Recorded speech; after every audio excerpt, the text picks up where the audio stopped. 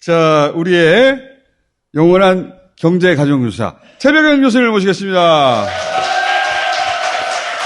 안녕하세요. 반갑습니다.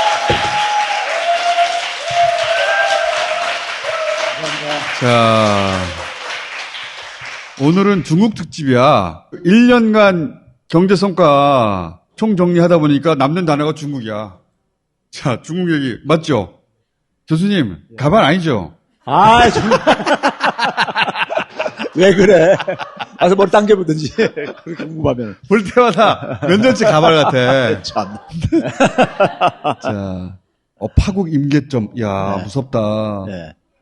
교수님이 하는 말들은 다 예언처럼 실현이 돼가지고. 네.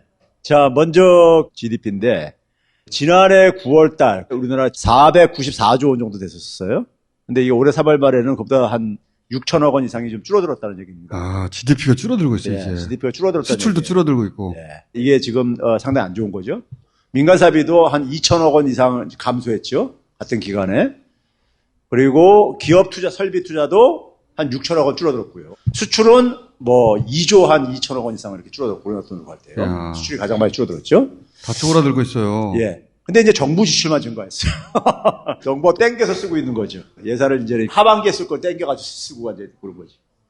자, 이게 국가 재정이 윤석열 정부 1년 전, 그러니까 문재인 정부 때, 그때하고 비교해 보게 되면 똑같은 기간을 비교해보자. 예, 통합재정 수지라는 것은 뭐냐면 정부의 모든 들어오는 수입과 모든 나가는 지출을 정리한 게 통합재정 수지입니다. 관리재정 수지는 여기에서 사회보장성 기금을 이거 뺀 거죠. 29조 원 적자였었는데 이게 74조 원 적자로 증가했죠.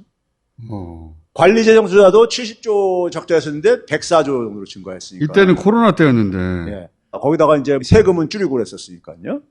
우리나라 국민들만서도 그걸 보게 되면은 문재인 정부 때 2018년에서 이제 2021년 되면서 우리는 한번 점프를 했어요. 2020년은 코로나 때였었고요. 21년 때 1892조 정도 됐었는데 이게 지난해에는 1873조로 한 19조 원 정도 줄어들어 버렸죠. 국민들이 그러니까 소득이 이렇게 줄어들었다는 얘기인 겁니다. 그 다음에 이제 뭐 일자리 같은 경우는 최근에 보게 되면 대부분 일자리가 60세 이상 일자리. 이거 가지고 얼마나 욕했어. 그러니까요. 60세 이상 일자리 세금으로 만든다고 그렇게 비난했는데.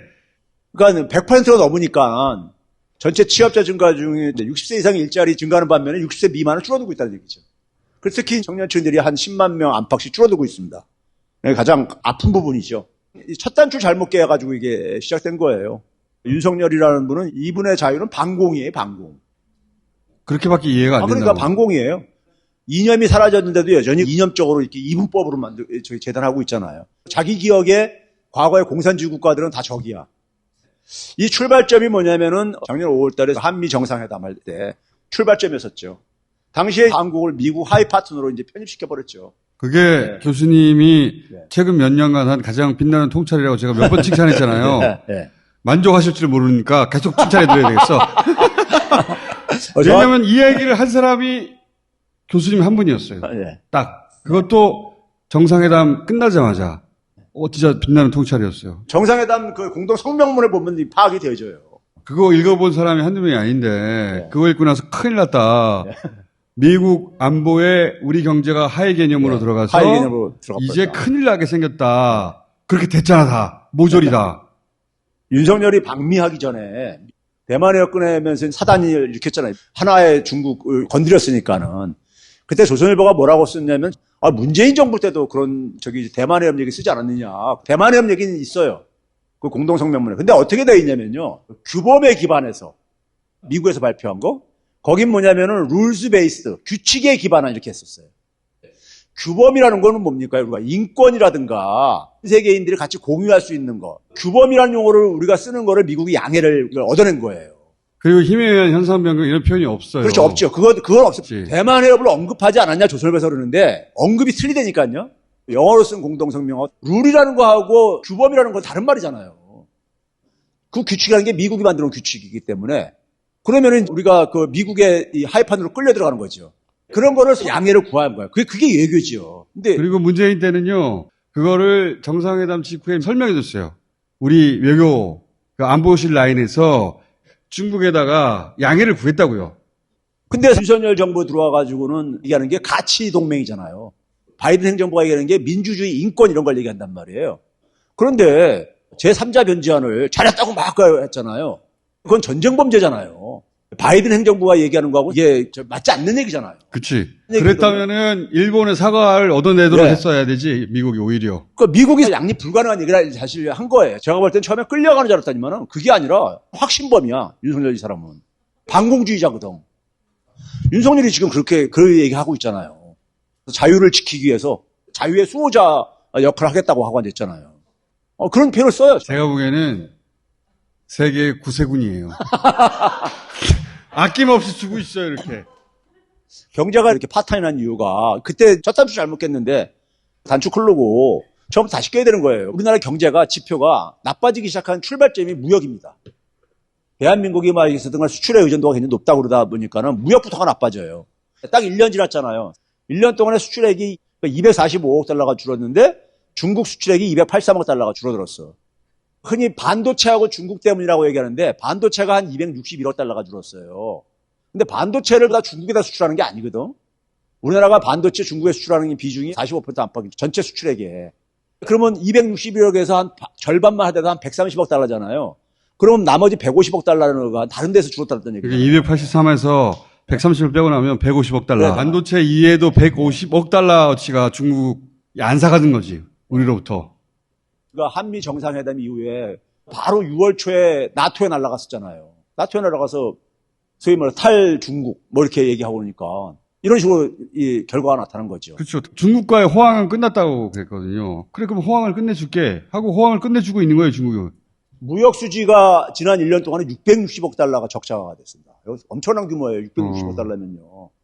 외환위기 때라든가 글로벌 금융위기 때는 그때 한 100억 달러 됐었다고요. 이게 지금 660억 달러라는 건 엄청난 거죠. 중국하고는 항상 흑자였어요. 네. 적자가 항상 있어 왔는데 이번에 좀 크다가 아니라 중국하고는 수교 이래로 항상 흑자였단 말이야. 윤석열 정부 1년 전만 해도 231억 달러나 흑자였단 말이에요. 근데 갑자기 결국 적자 효과로 전락돼버린 거야. 갑자기요. 단번에. 예. 자, 그 다음에 이제 넘겨보세요. 흔히 말해서 중국의 자급화를 얘기하는데 중국의 자급화는 후진타오 때부터 진행된 거예요. 이게 이제 세계은행에서 나온 보고서인데 옛날에 금융위기 이후에 성장률이 뚝 떨어지니까는 이게 원인이 무엇인가를 조사했었어요. 세계은행, IMF, 세계무역기구, WTO가 세계안이 공동으로요. 그때 두 가지를 얘기했어요. 미국 시민들이 금융위기 이전처럼 소비를 안 한다. 왜? 가계부채가 터졌으니까는. 두 번째가 뭐냐면은 중국이 자급화는 이미 오래전부터 진행이 되어 왔던 거야. 이 얘기를 왜 하냐면 중국이 자급화로 경제 구조가 변해서 무역 적자가 생기고 있다라고 해설하고 있거든요. 우리나라 경제 전문가들이 이걸 불화라고 지금 말씀하시는 거야. 무슨 소리야? 그건 옛날부터 있어 왔던 일인데 갑자기 윤석열 대통령이 들어서자마자 이게 마이너스로 바뀐다는 게 말이 되나? 그 말씀하시는 거죠. 이게 수치상으로도 말이 안 되는 게 지난해 1월 달부터 3월 달까지 월 16%씩 수출이 증가하고 있었어요. 중국에 대한 수출이. 근데 갑자기 5월 달에 1.3% 떨어지더니만 6월 달부터 마이너스로 쭉 간 거야. 그렇지. 어떻게 갑자기 5월 달부터 그렇게 됐냐고요. 그러니까 그 네? 전달까지만 해도 그죠? 계속 증가하고 있었단 말이죠. 근데 지금 이 소위 이제 경제 전문가라는 사람들이 언론에 나와가지고 중국 수출 왜 이렇게 갑자기 줄어들었어요? 그러면은 뭐 중국이 자급하고 경제 구조가 변해서 이렇게 설명하거든? 그게 그러면은 작년 4월까지는 안 하다가 5월부터 갑자기 해가지고 6월이 돼가지고 마이너스가 됐단 말이야?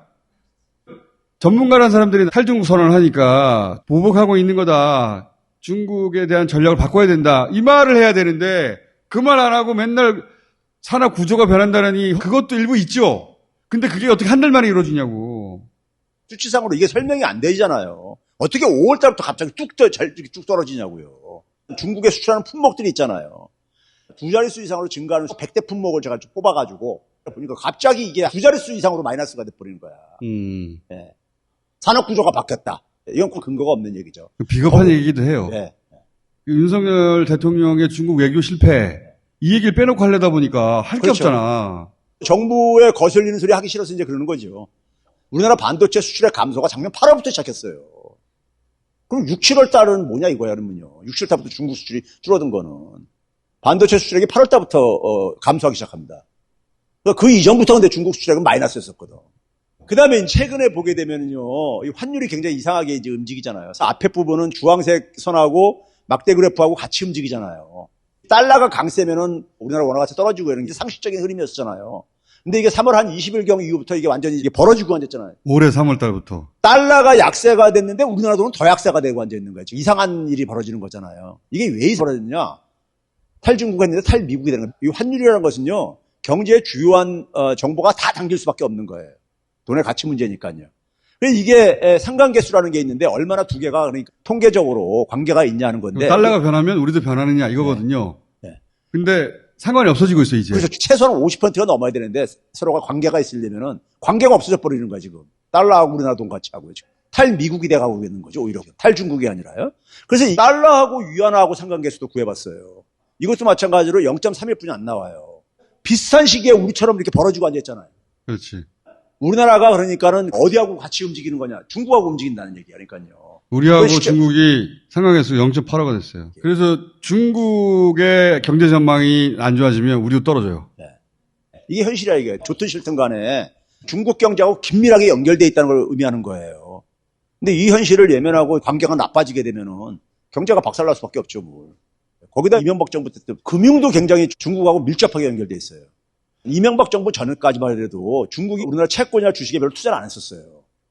이명박 정부 들어서고 나가지고 중국이 우리나라 국채, 정부가 발행한 채권에 가장 많이 소유하는 나라가 돼버렸어요. 왜 그랬느냐? 노무현 정부 때 균형 외교한다고 하다가 이명박 정부에서 한미동맹 중심으로 이렇게 바꾸니까는 자기가 실제로 영향력을 미칠 수 있는 조치를 가지려고 한다고요. 국채를 만약에 중국이 보유하고 있는 걸 팔게 되면요, 국채 가격이 이제 떨어질 게 아닙니까? 금리가 올라가는 거예요. 한국에서 금리를 내려도 중국이 국채를 던지게 되면 시장 금리가 올라가질 수가 있는 거예요. 근데 그것까지 가지 않아도 될 것 같아요. 예. 무역 수지만으로도 충분한 것 같아, 지금.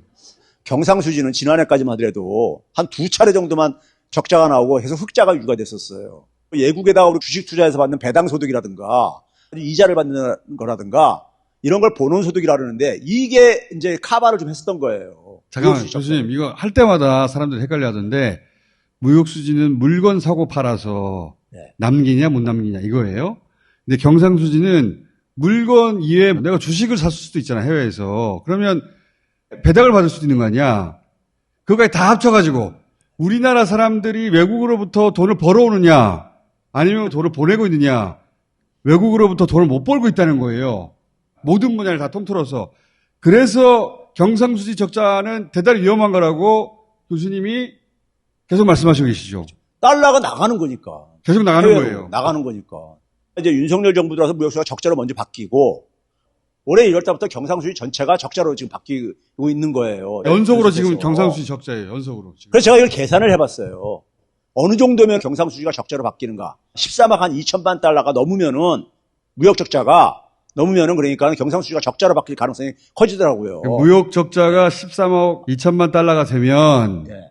그러면 경상수지 뭐 예를 들어서 주식 예. 또는 뭐 지재권으로 받는 예. 수익들 등등등 우리가 외화를 벌어들이는 거 그 플러스를 다 까먹는다. 그렇죠. 근데 문제는 뭐냐면은 중국에 대한 무역 적자액이 작년만 해도 월 7억 달러가 안 됐었어요.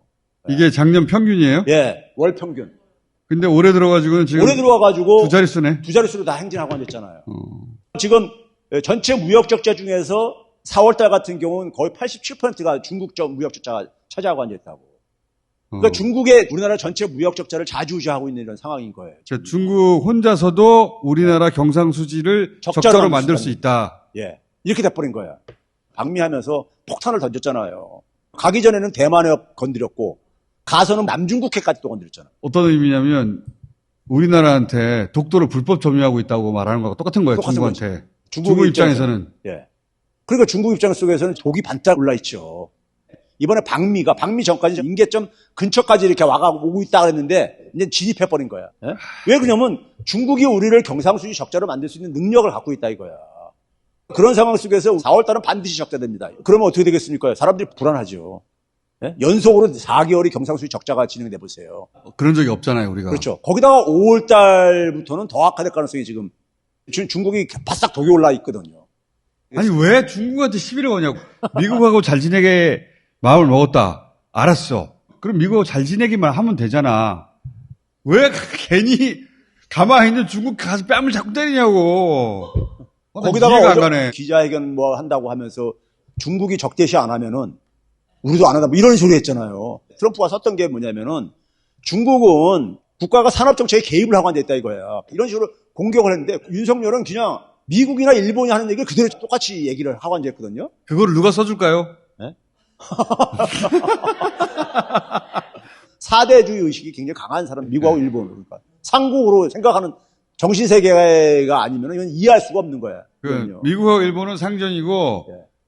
중국하고 러시아는 중공과 소련이에요. 그러니까 적대국인 거야. 방공이 교육이 너무 잘 된 방공 교육이 그거 40년 전이라니까. 교육이 거기서 멈춰 있으니까. 윤석열 79학번인가 그렇죠?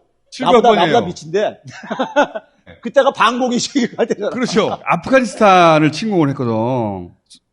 구소련이. 그렇죠. 예. 그러자 미국이 보이콧을 한 거예요. 그게 그 모스크바 올림픽 보이콧이에요. 그게 냉전의 상징적인 피크예요. 전쟁 없이 양쪽 국가들이 우르르 몰려서 니네 간다 안 간다 막 난리법석 떨었거든요. 그때 대학교 1학년 2학년 그리고 연수원 들어간 게 92년도예요. 91년에 소련이 그때 해체됐어. 그 세월 전체가 본인 머릿속에는 딱 정지된 세월이에요. 그 시각으로 지금도 세상을 보는 거거든요. 그게 윤석열의 20대가 정확하게 그렇죠. 일치해. 그런 다음에 검찰 조직이 우주였기 때문에 검찰 조직만 본 거지. 세상이 바뀌는 걸 몰라. 그리고 또 세상에 빡 나와가지고 자기가 검찰 들어갈 때 그 세계관 그대로 지금 얘기를 하는 거야. 그런데 그 옆에 간첩이 있다. 저 중공 저거, 그 소련 저거. 그때 일본 잘 나갈 때거든. 응? 일본이 피크 때죠. 80년대. 그렇죠. 80년 픽. 그때 일본이 머릿속에 있고, 그때 미국이 머릿속에 있는 거예요. 그래서 지금 소련 중공 보듯이 하는 거예요, 지금. 그렇죠. 그렇지 않으면 어떻게 이해해요, 우리가 이거를. 이해하고 싶어, 나는. 그리고 이해했어, 이제. 이해했더니 큰일 났어. 역대 대통령 중에서 아마 제일 깊이 분석을 하는 대상인 것 같아. 이해하기 위해서. 큰일 났어, 이제 이해하고 났더니. 자, 저 갑니다. 예. 80년대 지금 몇 살이에요? 40이네? 오, 40이 넘어도 80년대. 그렇구나. 나 늙었구나, 씨발.